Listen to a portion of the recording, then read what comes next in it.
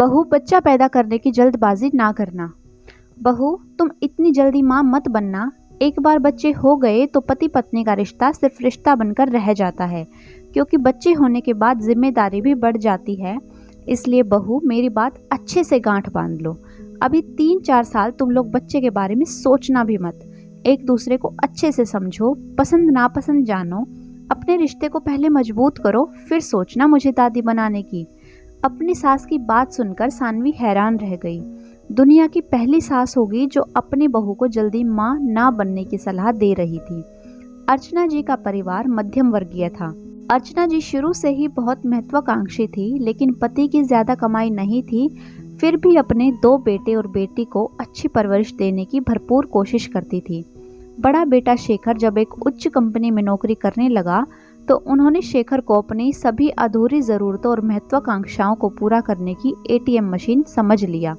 शेखर ने भी बचपन से माँ को अपने और भाई बहन के लिए अपनी इच्छाओं को दबाते देखा था, इसलिए वह माँ की हर इच्छा को पूरी करता। अर्चना जी की खुशियों को जैसे नज़र लग गई जब शेखर ने अपने पसंद की लड़की से शादी करने का फैसला सुनाया। पहले तो अर्चना जी ने सभी दांव लगा लिए कि शेखर उनके पसंद की लड़की से ही शादी करे, लेकिन शेखर ने ऐलान कर दिया कि वह कोर्ट मैरिज कर रहा है और सानवी को लेकर अलग रहेगा। एटीएम मशीन हाथ से ना निकल जाए, इसलिए उन्होंने सानवी को अपने घर की बहू स्वीकार कर लिया। अर्चना जी अच्छे से जानती थी कि अब शेखर की कमाई पर सानवी का भी अधिकार है और कल जब बच्चे होंगे तो उन्हें कुछ भी नहीं मिलेगा।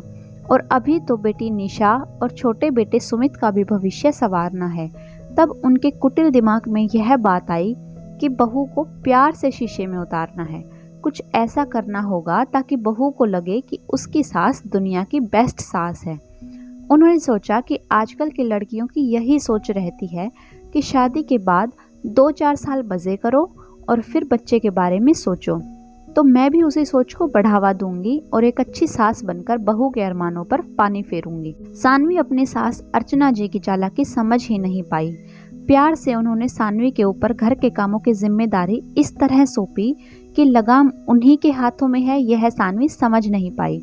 शेखर और सानवी की शादी को देखते देखते 2 साल हो गए और इन 2 सालों में निशा की भी शादी हो गई और उसकी सास सानवी को जल्दी जल्दी बच्चा न पैदा करने की सलाह भी बीच बीच में देती रहती। क्या बहुत अच्छी खुशखबरी सुनाई निशा। मैं आज ही मंदिर जाकर प्रसाद चढ़ा आऊंगी और पूरे मोहल्ले में मिठाई बांटूंगी। अर्चना जी ने फोन रखा और जल्दी मंदिर से आकर उन्होंने सानवी को शाम के खाने की लिस्ट थमा दी। बहू, आज रात के खाने में शाही पनीर, मिक्स सब्जी और चावल की खीर बना लेना। क्यों मम्मी जी, शाम को कोई पार्टी है क्या? सानवी ने उत्सुकता से पूछा। हाँ, लेकिन शाम को सबके आने पर बताऊंगी। अभी तुम जल्दी जल्दी हाथ चलाओ। सानवी को काम देकर वह कमरे में चली गई और लिस्ट बनाने लगी कि बेटी के ससुराल क्या क्या भेजना है। शाम को डाइनिंग टेबल पर खाना देखकर सभी लोग खुश हो गए और पूछने लगे कि आज कुछ स्पेशल है क्या? बहू, कोई खुशखबरी? बहू क्या खुशखबरी सुनाएगी? खुशखबरी तो निशा ने सुनाई है। मैं नानी बनने वाली हूँ। अर्चना जी खुशी से बता रही थी। सिर्फ नानी नहीं माँ, आप तो दादी भी बनने वाली हो। आज ही सानवी की प्रेगनेंसी की रिपोर्ट पॉजिटिव आई है। शेखर के इस खुलासे से अर्चना जी के दिल में सैकड़ों सुई चुभ गई। क्या बहू प्रेग्नेंट है? लेकिन ऐसे कैसे यह प्रेग्नेंट हो सकती है? मैंने तो, अर्चना जी कहते कहते रुक गई। अर्चना जी, यह क्या बेतुका सवाल है? आपको बहू बेटे को आशीर्वाद देना चाहिए, उल्टा ऐसे व्यक्त कर रहे हैं कि जैसे इन दोनों ने कोई गलती कर दी। अरे, शादी के 2 साल के बाद यह खुशखबरी मिली है और मैं कितना खुशकिस्मत हूँ कि मुझे एक साथ दादा नाना की पदवी मिल रही है। हे भगवान, मेरे घर पर अपनी कृपा ऐसे ही बनाए रखना। नंदन जी हाथ जोड़कर प्रार्थना करने लगे। सानवी ने सास ससुर के पैर छूकर आशीर्वाद लिया। सुमित ने तो खुशी से शेखर को ही गोद में उठा लिया। थैंक यू भैया, मुझे बड़ा बनाने के लिए। अब मेरा भी जूनियर आ रहा है। सबके चेहरे पर खुशी देख अर्चना जी के सीने में सांप लौट रहे थे, लेकिन अपने चेहरे पर झूठी मुस्कान लिए मुस्कुरा रही थी। खाना खाकर सबने थोड़ी देर मस्ती की और फिर अपने अपने कमरे में चले गए। सभी सो गए, लेकिन अर्चना जी की आंखों से नींद गायब थी। उन्हें कमरे में बेचैनी होने लगी तो बालकनी में आ गई। क्या हुआ मम्मी जी, आप सोई नहीं? अर्चना जी ने पलटकर देखा तो सामने सानवी खड़ी थी। मम्मी जी, आप यही सोच रही हैं ना कि मेरे इतना समझाने, अरे नहीं, मेरे इतना कोशिश करने पर भी सानवी प्रेग्नेंट कैसे हो गई? आपने कोशिश बहुत अच्छी की। जब आपने मुझे पहली बार यह कहा कि बहू इतनी जल्दी माँ मत बनना, तो मैं सोचने लगी कि आप बहुत अच्छी सास हैं, जो औरों की तरह बहू के आते ही बच्चा चाहिए की रट नहीं लगा रही। आप जानबूझकर ऐसे हालात पैदा करती कि मैं और शेखर ज़्यादा से ज़्यादा एक दूसरे के साथ वक्त ना बिता सकें। मुझे तब भी आप पर कोई शक नहीं हुआ, लेकिन निशा की शादी के बाद एक दिन मैंने आपकी और निशा की फ़ोन पर बात सुन ली थी।